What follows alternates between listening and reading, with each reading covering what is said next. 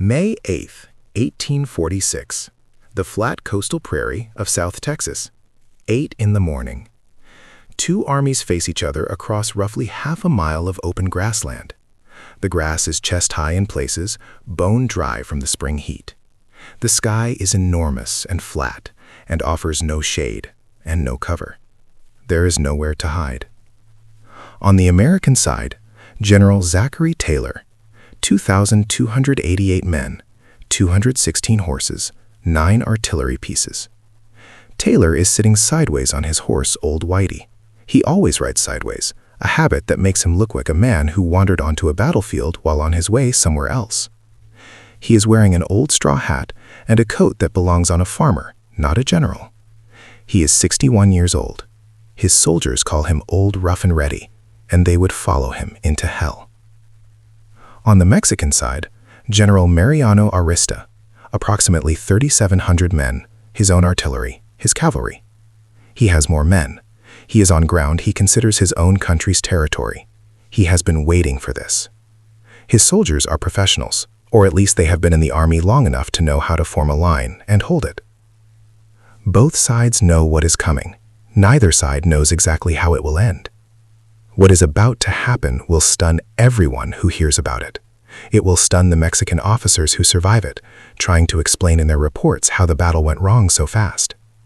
It will stun the American newspapers when the dispatches arrive. 2 battles, 2 days, the war barely a week old, and Taylor's little army has swept the field against a force significantly larger than itself.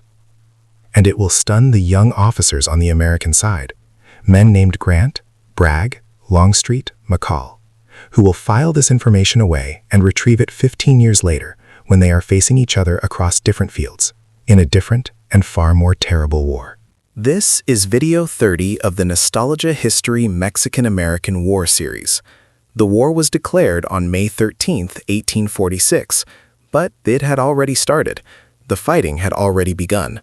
Palo Alto on May 8th and Resaca de la Palma on May 9th, 2 days before the declaration even reached Washington, were the first real battles, and they were unlike anything American soldiers had encountered before. Let's start with who was there. General Zachary Taylor, the man who looked like he didn't belong. Zachary Taylor is one of the most underestimated military figures in American history. Everything about his appearance suggested a man who had wandered into the wrong place. He was heavy-set, informal to the point of slovenliness in his dress, and he rode his horse sideways in a posture that made military observers wince.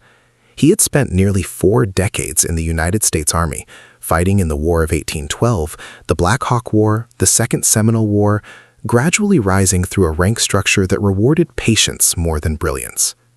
What his appearance concealed was a tactical mind of considerable subtlety and an instinctive understanding of how to handle troops under fire. His soldiers' affection for him was genuine and deep-rooted, not the performative loyalty that follows authority, but the specific trust that men develop for a commander who consistently makes good decisions in situations where bad decisions get people killed.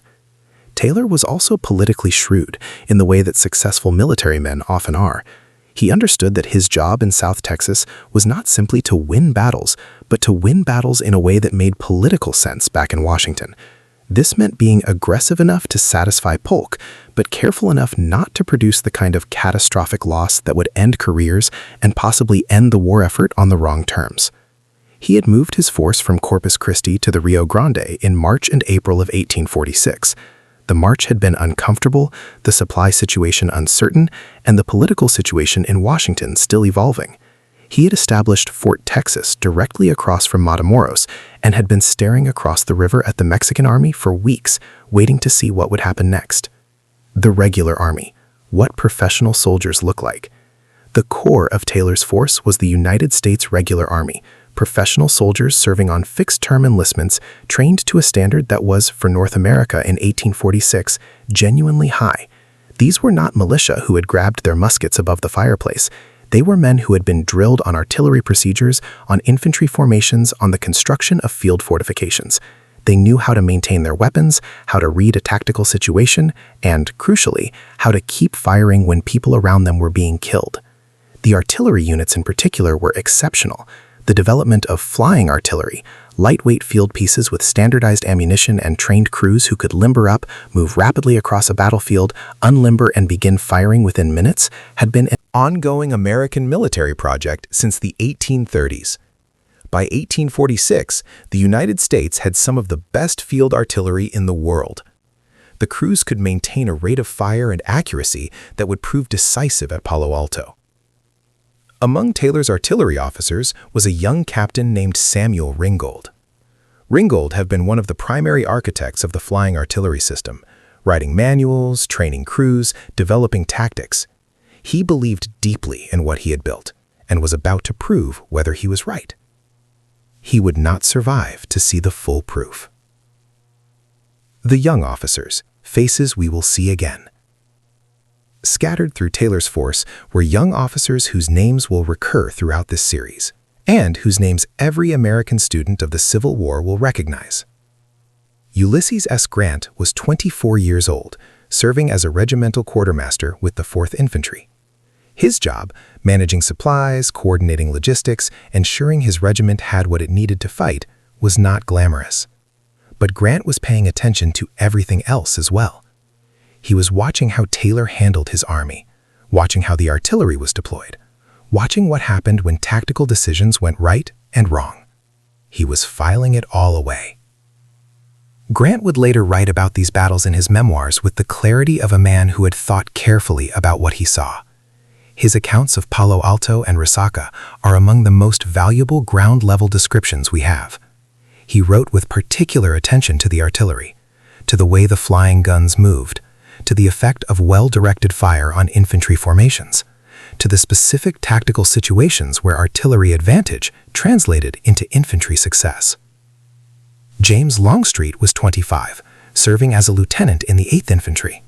He would later become one of Robert E. Lee's most trusted corps commanders in the Civil War and would lead the assault at Gettysburg that nearly broke the Union center. In 1846, he was a young officer learning his trade under fire. Braxton Bragg was a captain commanding an artillery battery. Bragg was brilliant with guns and difficult with people, a combination that would define his entire military career. His handling of his artillery at the upcoming battle would be one of the decisive moments of the day. George Gordon Meade was a lieutenant in the Corps of Engineers, responsible for mapping and reconnaissance. He would eventually command the Army of the Potomac at Gettysburg. They were young men in their 20s, serving together, some of them friends, some of them merely colleagues. 15 years later, some of them would be trying to kill each other. The soldiers nobody remembers. Below the officers were approximately 2,000 enlisted men. Their names appear in muster rolls, in casualty lists, in occasional letters home that have survived in archives. They are not famous. They will not become famous. Many of them were Irish immigrants, recently arrived in the United States, enlisted because the Army offered steady pay and food. Many were German immigrants. There were native-born Americans from every region of the country, New Englanders, Southerners, Midwesterners. Most of them had never been in a battle. They had drilled, they had marched, they had practiced the mechanics of loading and firing until it was automatic.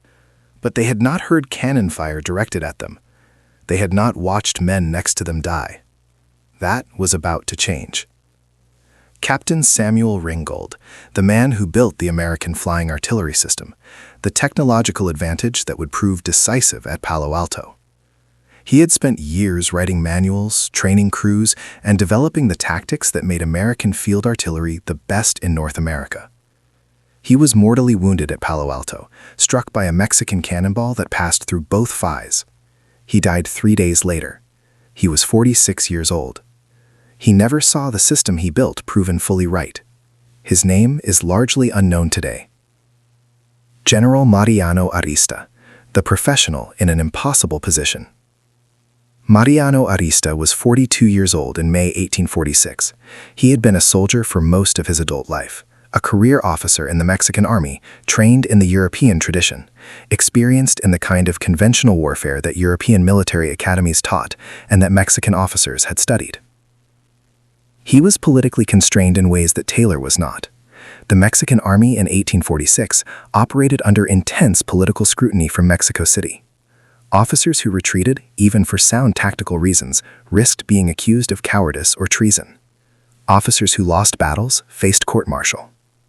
The pressure to fight, to hold, to not yield ground was enormous and operated entirely independently of what the tactical situation actually required. Arista was aware of the American artillery advantage. He had received intelligence reports.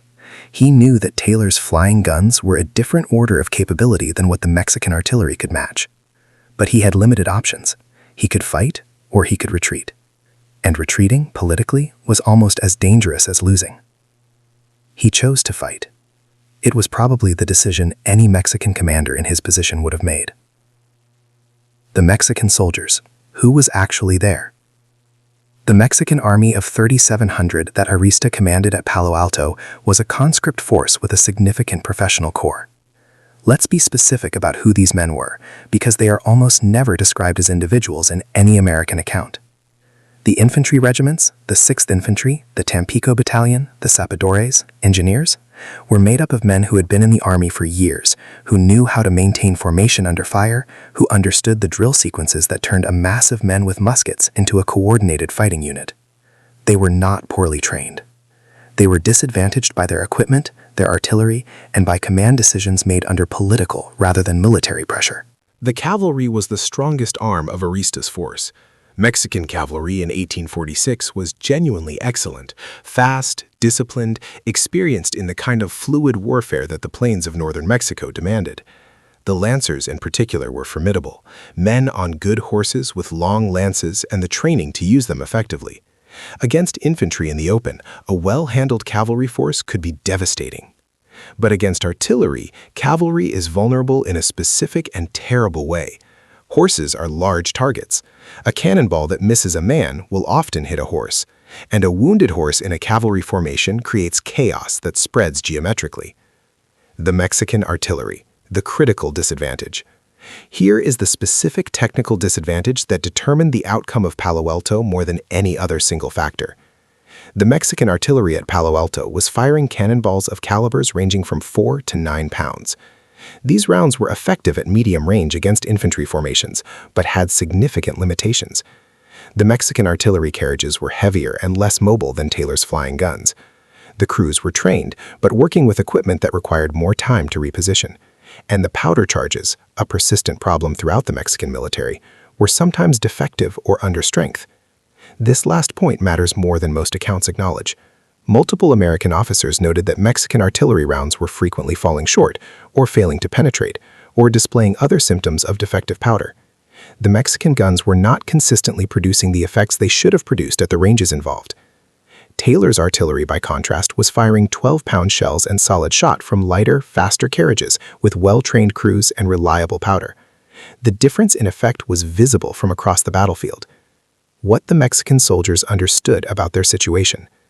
The men in Arista's ranks were not uninformed observers of the tactical situation. They were professional soldiers, or men who had been soldiers long enough to understand the basic mathematics of what was happening. They could see the American guns. They could see that when the American guns fired, Mexican formations were suffering in ways that their own guns were not producing on the American side. They could see that the artillery balance was against them, and they stayed in the field anyway. This is worth emphasizing. The Mexican soldiers at Palo Alto knew they were at a disadvantage. They were not panicked civilians. They were men who made a calculation, perhaps ordered, perhaps chosen, that they would hold their ground against superior firepower. Many of them were killed doing so. Their courage has never been adequately acknowledged in any American account of this battle. Lieutenant Jose Maria Garcia, a Mexican artillery officer at Palo Alto, whose conduct during the battle was documented in General Arista's official report. Garcia continued serving his battery even after American fire had disabled 2 of its guns and wounded several of his crew. Arista praised him specifically in the aftermath. His subsequent fate is unknown. The records that would tell us are buried in Mexican military archives that American historians rarely consult. Primary source: General Mariano Arista, Official Battle Reports, Palo Alto and Resaca de la Palma, 1846. Available in Mexican military archives and partially reproduced in K. Jack Bauer's The Mexican War, 1846 to 1848.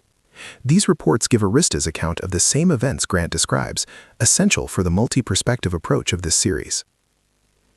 The morning of May 8th, two armies in the open. Taylor's army had been moving south along the road toward Matamoros when, around 1 p.m., his advanced scouts reported contact with Arista's force. The Mexicans had deployed across the road in a long battle line, infantry in the center, cavalry on both flanks, artillery positioned to cover the front. It was a classic defensive deployment. Arista was occupying a good position, or as good a position as the flat, featureless South Texas plain allowed. The ground offered minimal cover on either side. This was going to be an open field engagement. Taylor halted his column, deployed his own battle line, and assessed the situation. He had 2,288 men to Arista's approximately 3,700. He was outnumbered by a significant margin, but he had those guns. He deployed his artillery forward and ordered it to open fire. The artillery duel, a new kind of violence. What happened in the first hour of Palo Alto was, for the American side, almost a laboratory demonstration of what the flying artillery system could do. The American guns opened up at long range, ranges at which the Mexican artillery was not consistently reaching the American formations with effective fire. Captain James Duncan's battery on the American left, Captain Samuel Ringgold's battery in the center, the guns of the 3rd Artillery on the right, all opened simultaneously. Grant later wrote about watching the effect on the Mexican formations from the 4th Infantry's position. The Mexican lines were clearly suffering. Formations that had been neat and orderly were developing gaps. Men were going down. The Mexican guns were firing back, but the American soldiers could see, in the way soldiers always develop an instinct for these things, that the incoming fire was not as dangerous as what they were delivering. The Mexican cavalry on the right flank attempted to ride around the American left and strike from the rear. This was a tactically sound response. If you can't match the enemy's artillery, get close enough that artillery becomes irrelevant. Taylor sent his light dragoons to meet them and repositioned one of the artillery batteries to cover the threat. The cavalry attack was driven back. The grass fire, the accidental pause that saved lives. At some point in the middle of the afternoon, probably around 3 p.m., though the exact timing is uncertain, a fire started in the tall, dry grass between the two armies. The fire spread rapidly. Within minutes, it had created a curtain of smoke and flame, perhaps a quarter of a mile wide, separating the two forces. Combat became impossible. The guns fell silent. Both sides waited.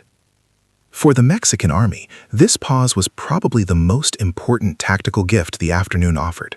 The American artillery had been doing serious damage. The pause allowed Arista to reposition his forces, pull his most badly hurt units back, and reorganize.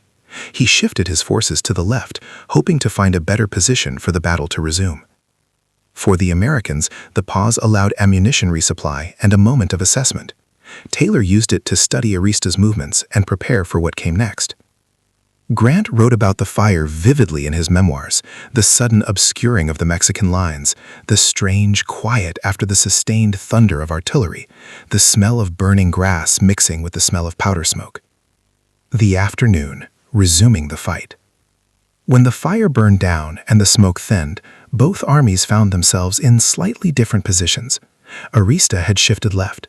Taylor adjusted accordingly. The artillery duel resumed. But now the Mexican formations were in worse shape than they had been before the fire. The reorganization under fire had cost time and cohesion. Arista's command and control, never his strongest asset given the political constraints he operated under, was becoming strained. A second Mexican cavalry charge was attempted, this time against the American right. It was met by a combination of infantry fire and artillery, specifically Bragg's battery, which fired canister at ranges that were almost point blank. Canister is one of the most devastating anti-personnel rounds in artillery's arsenal, a tin can filled with iron balls that, when fired, turns a cannon into an enormous shotgun. At close range, the effect on cavalry is catastrophic. The charge was broken. The end of the day, both sides count their dead.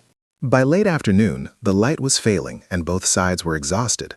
Arista ordered a withdrawal toward a defensive position along a dried riverbed, an arroyo that offered better cover than the open plain. Taylor chose not to pursue in the failing light. Both armies spent the night within earshot of each other, on the same battlefield where they had spent the day trying to kill each other. The wounded lay on the field. Both sides sent out parties to collect their own. Some of the wounded were calling out, in English, in Spanish, through the darkness. American casualties, 9 killed, 47 wounded, including Captain Samuel Ringgold, mortally wounded. Mexican casualties, 250 to 400 killed and wounded, figures disputed. American artillery was devastating. Tactical result, American victory, Mexican forces withdrew to Resaca de la Palma. The numbers are stark. The artillery advantage had produced results that went far beyond what the numerical balance of forces would have predicted. Taylor's force of 2,288 had engaged Arista's force of 3,700 and had emerged with dramatically fewer casualties while inflicting dramatically more. But the war was not over. Arista still had an army. He had fallen back to a better position, and the next day would be different. The terrain, how Chaparral changes everything. The Resaca, the Spanish word for a dried riverbed or oxbow lake that Arista chose as his defensive position, was a genuine tactical improvement over the open plain of Palo Alto. The ground was cut by the old watercourse, offering natural trenches and covered positions. The surrounding terrain was dense chaparral, thorny scrub brush standing 5 to 8 feet high, interspersed with prickly pear cactus and mesquite. Visibility in the chaparral was measured in yards, not hundreds of yards. This terrain neutralized the American artillery advantage almost entirely. Flying artillery is effective in open terrain where the gunners can see their targets and where the guns can maneuver. In dense chaparral, the guns were almost useless. The road was the only clear line of advance, and it ran directly into the teeth of Arista's prepared position. Arista had positioned his artillery across the road. His infantry held the flanks, dug into the cover of the brush. He had a defensive position that should have been, in conventional military terms, significantly more dangerous than the open field of the day before. Taylor's dilemma. How do you attack through brush? Taylor studied the situation on the morning of May 9th. He had won the day before. He had momentum. His men were in reasonable condition. But the position in front of him was a serious tactical problem. The approach would require his infantry to advance through dense chaparral in disorganized groups because the brush would break up any formation, directly toward a prepared artillery position on the road. This was the kind of situation in which attacking forces historically suffer serious losses. The defenders know where they are. The attackers are disordered by terrain, and the guns can fire canister down the road at point-blank range. Taylor decided to attack anyway. He sent infantry units into the brush on both flanks simultaneously, trying to pin the Mexican forces in position while he looked for an opportunity to strike the artillery directly. What happened next was partly planned and partly the result of individual initiative taken by a captain who decided that the situation called for something dramatic. Captain Charles May's charge, the moment that won the battle. Charles May was a captain commanding a company of the 2nd Dragoons. He was 31 years old, physically striking, tall and dark-bearded, and possessed of the kind of aggressive confidence that either gets cavalry officers killed or makes them famous, sometimes both. Taylor ordered May to take his dragoons and charge the Mexican artillery position on the road after the infantry had softened the flanks enough to make the approach possible. May's charge is one of those moments in military history that makes tactical historians uncomfortable because it succeeded despite violating several basic principles of cavalry employment. He led his dragoons at a gallop directly up the road, through and over the Mexican artillery position, capturing the guns, and, in the chaos, briefly capturing General La Vega himself before the general was swept away in the confusion and later retaken by other American troops. The charge worked, not because it was perfectly executed. May's dragoons galloped through the position, most of them unable to stop or consolidate in the chaparral beyond, but because it broke the Mexican resistance at the point of maximum psychological vulnerability. When the artillery was suddenly not firing, when enemy cavalry was suddenly in your position, when the flanks were already under pressure from infantry in the brush, the Mexican formations began to break. The collapse and the crossing, catastrophe at the Rio Grande. Once Arista's force began to retreat, the tactical situation became a rout. The problem was geography.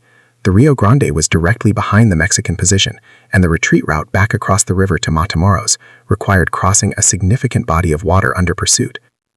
The crossing was a catastrophe.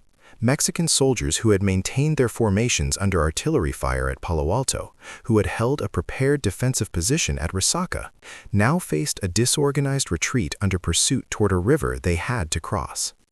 Many of them made it, many did not. Men who could not swim or who were wounded or who simply could not reach a boat in time were carried away by the current. American infantry and artillery were firing from the bank. The Rio Grande at that point was running high with spring rains. The number of Mexican soldiers who drowned in the crossing is not precisely known. It was significant. American accounts mention bodies in the river for days afterward. These are casualties that rarely appear in the official tallies, men who died in the retreat, not in the battle, in a river that wasn't part of anyone's tactical plan. They deserve to be counted. Arista's baggage, the intelligence windfall.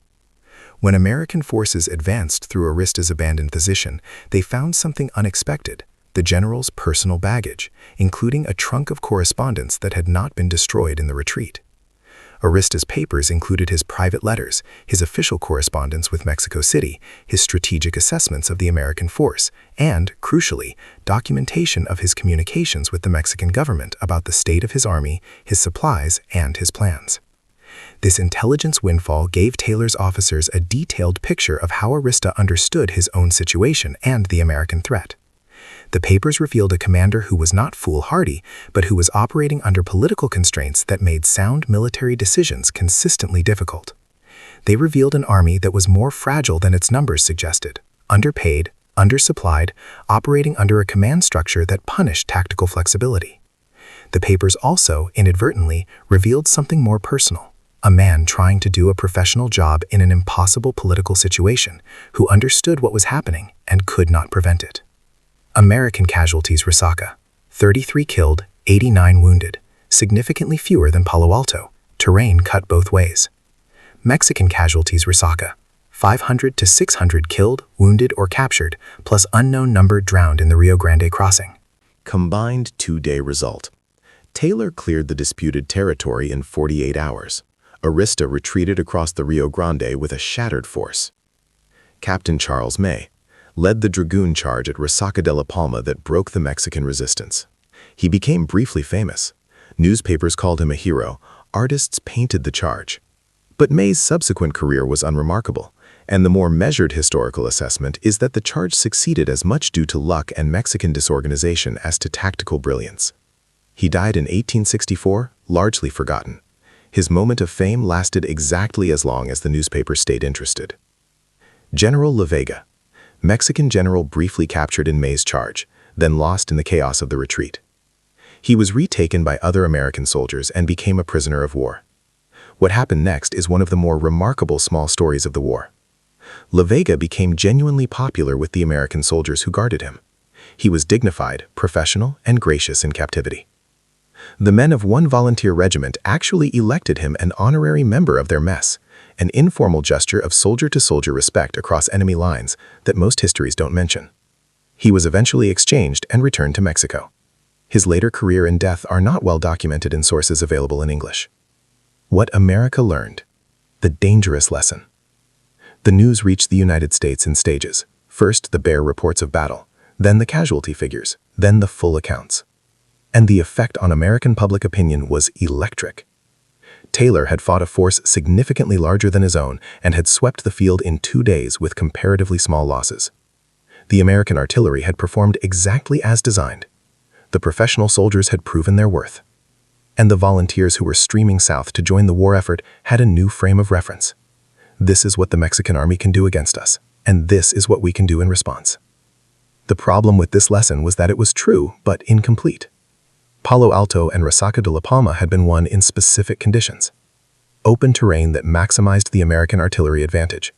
A Mexican commander operating under political constraints that limited his tactical flexibility.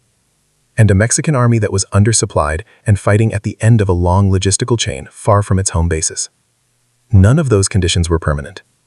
As the war moved south and west, the terrain would change. The logistical situation would equalize somewhat. And the Mexican army would fight in different circumstances. The easy victories of the Rio Grande did not predict what was coming at Monterrey or Buena Vista or Chapultepec.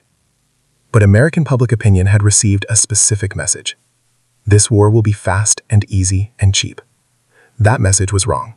And the price of believing it would be paid later, in blood and treasure, in ways that the victory celebrations of May 1846 could not foresee. What Mexico learned: how to lose honorably. The Mexican government's reaction to Palo Alto and Resaca was complicated by the political situation that had produced the battles. Arista was blamed. His retreat to Matamoros was portrayed as a failure of will as much as a failure of arms. He was eventually removed from command, replaced by a commander who was no better positioned to address the fundamental disadvantages of the Mexican army. But Mexican soldiers and officers at the tactical level learned something more specific and more useful than the political class acknowledged. They had seen the American artillery system operate. They had seen what it did to open formation infantry. They understood, in their bones now rather than in theory, that fighting American forces in open terrain with inferior artillery was a tactical recipe for catastrophe. The logical response was to force the Americans to fight in terrain where artillery was less decisive: urban warfare, mountain passes, fortified positions, anywhere that the flying guns could not maneuver freely and fire at long range. This lesson was applied at Monterrey with considerable effect. We'll come to that in video 31. Grant's observations, stored away for later. Grant wrote about Palo Alto and Resaca with the perspective of a man who had spent 30 years thinking about what he had seen. He noted the decisive role of artillery coordination, the way that the American guns could move and fire and move again, keeping Mexican formations off balance, denying them the ability to consolidate or counterattack. He noted the effect of artillery on cavalry, the way that even very good cavalry became vulnerable to canister at close range. He noted the importance of using infantry to mask artillery while it moved. All of these observations would appear in his Civil War tactics. The Grant who laid siege to Vicksburg, the Grant who coordinated Sherman's march with his own Army of the Potomac campaign, was applying lessons, conscious or unconscious, that he had first absorbed on the banks of the Rio Grande in 1846. He also noted something that appears in his memoirs with quiet force. The Mexican soldiers fought well, not poorly, not cowardly, well. Against a technological disadvantage that made their tactical situation nearly impossible, they held as long as they could and retreated only when holding further was no longer tactically viable. This observation, respectful, specific, from a man who was watching from the other side of the battlefield, is one of the most valuable pieces of testimony about the Mexican army at Palo Alto and Resaca that exists. The technology gap, what flying artillery actually was. It is worth pausing to make the technology gap concrete, because the phrase artillery advantage can become abstract if we don't explain what it meant in practice.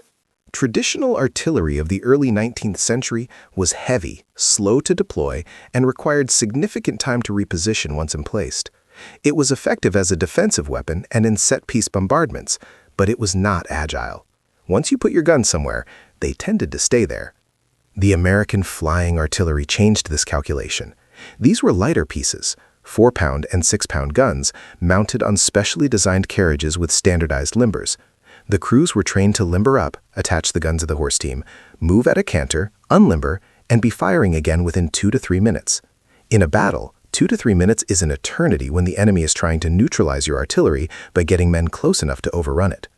The practical effect at Palo Alto was that every time the Mexican forces tried to maneuver against a specific American battery, the battery moved. The target was never where it had been. And while it was moving, it was also still firing while the horses were still moving, the crews jumping off the limbers to handle the trails. The Mexican gunners, with heavier pieces and different training, could not match this. They could fire, they could aim, but they could not move and fire in the same fluid way.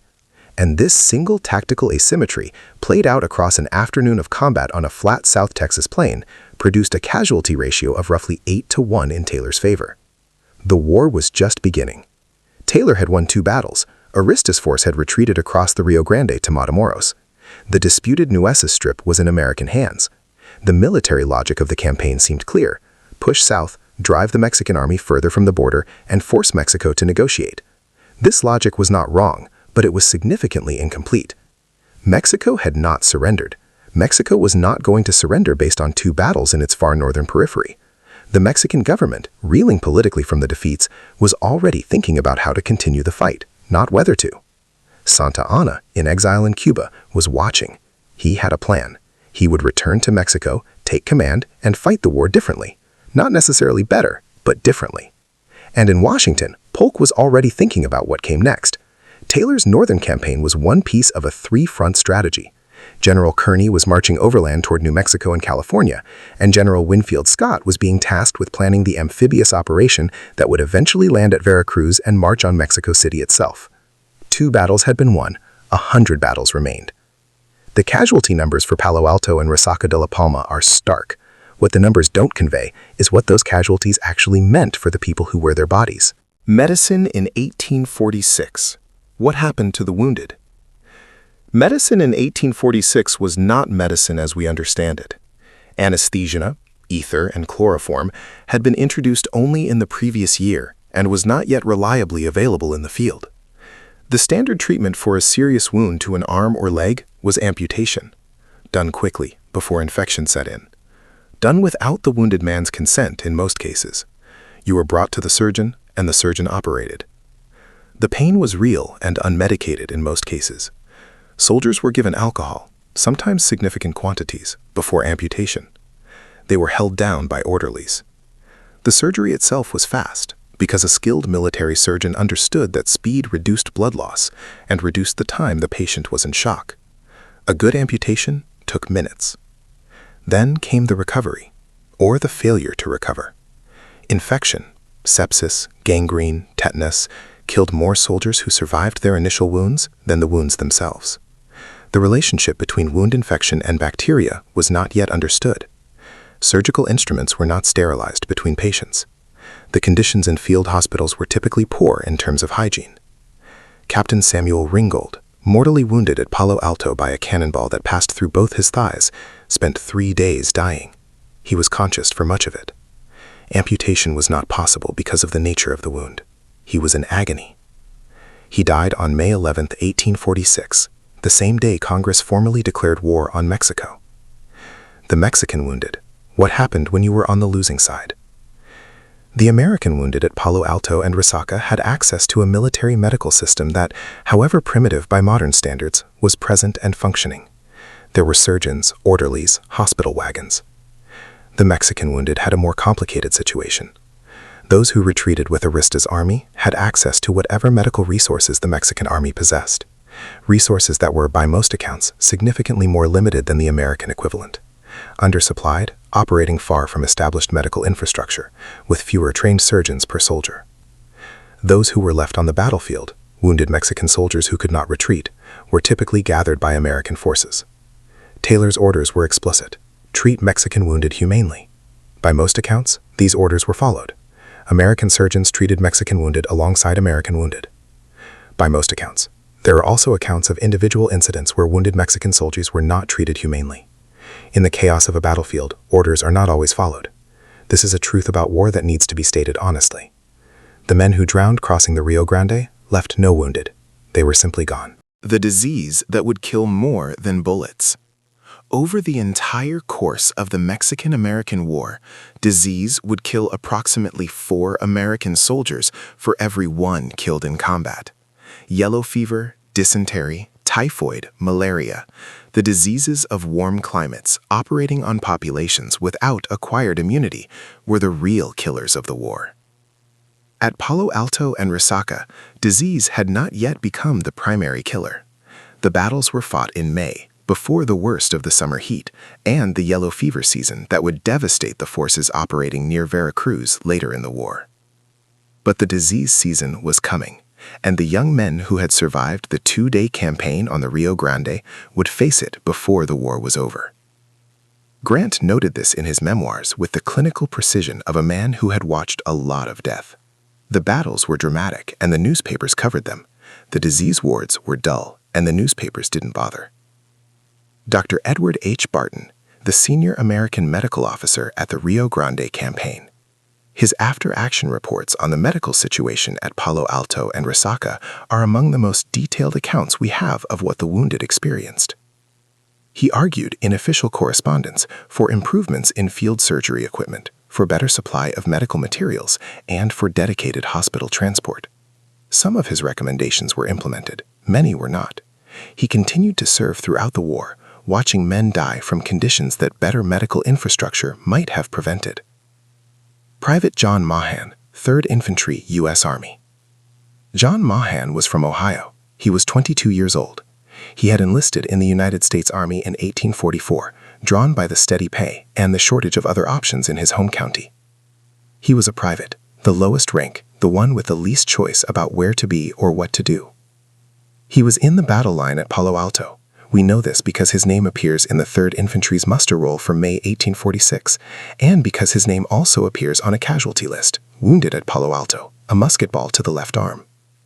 He survived the wound. His arm was not amputated. He recovered sufficiently to continue serving. He is in the muster rolls through the end of the war. What he thought about the battles, about the men who died around him, about the war he was fighting and why, we don't know. He left no letters that have survived, no diary entries, no recorded testimony. He was there, he was hit, he kept going. The historical record records his presence and his wound, and nothing else about him. He was one of approximately 2,000 ordinary soldiers at Palo Alto whose experience of the battle was more real than anything any general wrote about it afterward. Corporal Felipe Castillo, Tampico Battalion, Mexican Army. Felipe Castillo was in the Tampico Battalion, one of the infantry regiments that held the Mexican center at Palo Alto. He was 28 years old, a professional soldier who had been in the Army for 6 years. We know his name from a remarkable source. He was one of the Mexican soldiers captured at Resaca de la Palma, and his name appears in the American prisoner of war records maintained by Taylor's adjutant. The records note his regiment, his rank, his approximate age, and the fact that he was uninjured. He was held as a prisoner for several weeks before being paroled, released on his word that he would not take up arms against the United States again until formally exchanged. The parole system was one of the relatively civilized aspects of this particular war. What happened to him after his parole? We don't know. He disappears from the American records the moment he is released. He may have returned to Mexico and resumed his military career. He may have gone home. He may have died of disease or in a subsequent battle. The Mexican military records that might tell us are in archives that English-language historians rarely access. He is one of hundreds of Mexican prisoners from Palo Alto and Resaca whose brief appearance in American records is the only English-language trace of their existence. Rosa del Carmen. Rosa del Carmen was a camp follower, what the military of the era called a lavandera, a washerwoman. She traveled with Arista's army, one of the women who followed the Mexican forces on campaign, doing laundry, cooking, nursing, performing the work that kept an army functional in the field. She was present at Palo Alto. We know this from a single sentence in a Mexican officer's diary, an officer who mentions the women of the camp watching the battle from a rise to the rear of the Mexican position. He doesn't give names. He doesn't describe what they experienced watching their army suffer under American artillery. During the retreat and the crossing of the Rio Grande, the camp followers faced the same danger as the soldiers. They had to cross the river. Some of them had children with them. We don't know if Rosa del Carmen survived the crossing. We know she was there. We know she watched a battle from a hillside and then had to get across a river with the rest of a retreating army. She represents the thousands of women who accompanied armies in this era, who are almost never counted in casualty figures and almost never mentioned in battle accounts, who were present at some of the most consequential events of the 19th century and have left almost no record of their experience. The soldiers at the Rio Grande. Here is a number that does not appear in most accounts of Palo Alto and Resaca: the Mexican soldiers who drowned in the Rio Grande crossing. Contemporary American accounts mention bodies in the river for days afterward. Mexican officers' reports acknowledge significant losses during the retreat. The river was running high. Men who were wounded had less strength to swim or hold on to anything. Men who had never learned to swim, and in 1846, many adults in both armies had never learned to swim, had only the choices of finding a boat, finding something that floated, or drowning. How many drowned? The honest answer is that we don't know precisely. Estimates range from dozens to several hundred. They appear in no official casualty list. They are not included in the tabulated numbers for either battle. They died in the retreat from a battle. They deserve to be remembered as part of the cost of those 2 days in May 1846, even if history has chosen to omit them from the accounting. Taylor had won. 2 battles, 2 days. The disputed Nueces Strip cleared. The Mexican army driven back across the Rio Grande. The casualty exchange so favorable that it was almost hard to believe. And yet, Captain Ringgold was dead.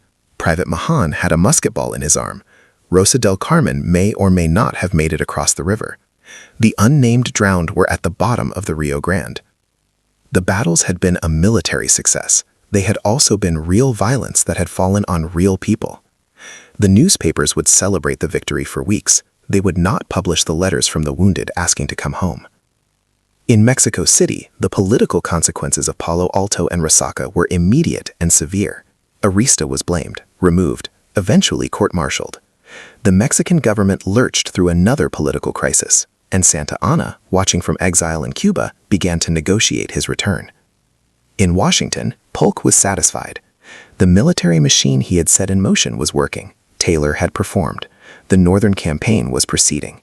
Now came the harder part. Because winning 2 battles on the Rio Grande was not winning the war.